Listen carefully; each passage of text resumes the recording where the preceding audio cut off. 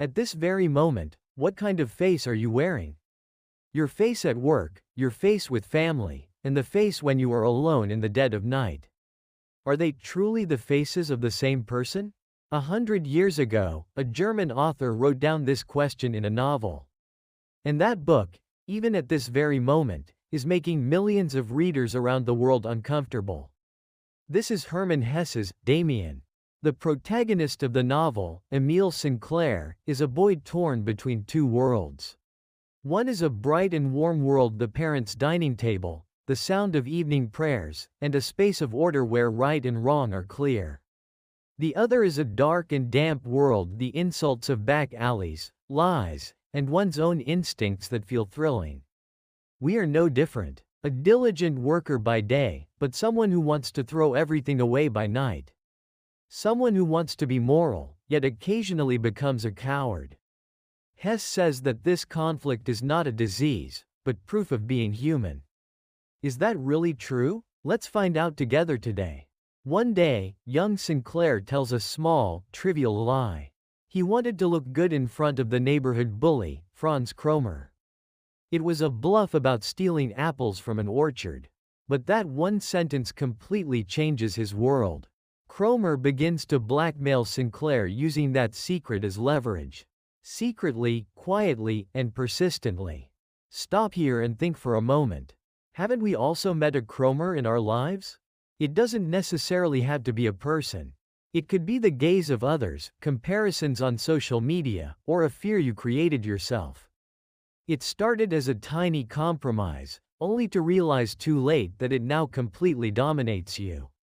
That is the true essence of Kromer. Hesse speaks through this scene. That losing oneself isn't a dramatic event, but begins with a very small and trivial lie. Then, what was it that rescued Sinclair from that yoke? It was the appearance of an entirely unexpected boy. Max Demian. He was a different kind of child from the very beginning. Despite being the same age, he was as calm as an adult and questioned what everyone else took for granted. One day during Bible class, the teacher told the story of Cain and Abel. Cain the villain, and Abel the hero. It's an interpretation everyone knows. But Demian quietly whispers to Sinclair, the mark of Cain might not be a curse, but a sign given to those who know no fear.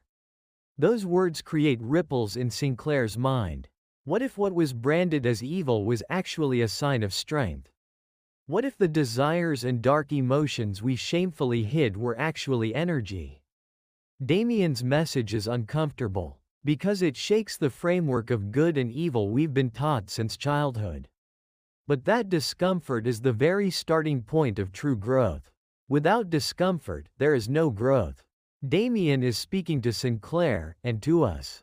Not to turn away from the dark side you are hiding right now. Now, this is the most important moment of this video. A single sentence that encapsulates everything Hesse put into Demian. The bird fights its way out of the egg. The egg is the world. Who would be born must first destroy a world. How did you feel when you first read this sentence? If you just passed it off as a cool quote, I hope you take the time to chew on it slowly today. The egg is safe. It's warm, protected, and you don't have to decide anything. But you cannot grow inside it. To step into a new world, you must break your current world, that is, your current self. Hesse speaks through the god Abraxas, who embraces both good and evil. The true self is neither solely good nor solely evil. Light and darkness, courage and fear, love and anger, the entity that fully embraces all of them is me.